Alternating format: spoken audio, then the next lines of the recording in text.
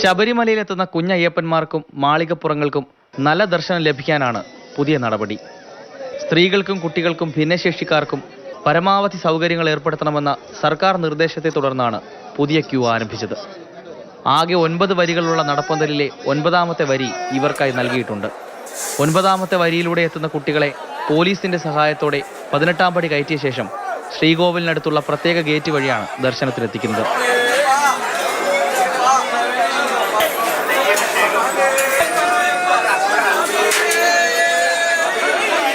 പോലീസിന്റെ സഹായത്തോടെയാണ് 18ാം പടി കയറി വരുന്നത്. ആ 18ാം പടി കയറി വരുന്ന കുട്ടികൾക്ക് വേണ്ടിയിട്ടുള്ള പ്രത്യേക സൗകര്യമാണ് ഭഗവാന്റെ മുന്നിൽ കൂടി പോകുന്നതിന് വേണ്ടി ഒരുക്കിയിരിക്കുന്നത്.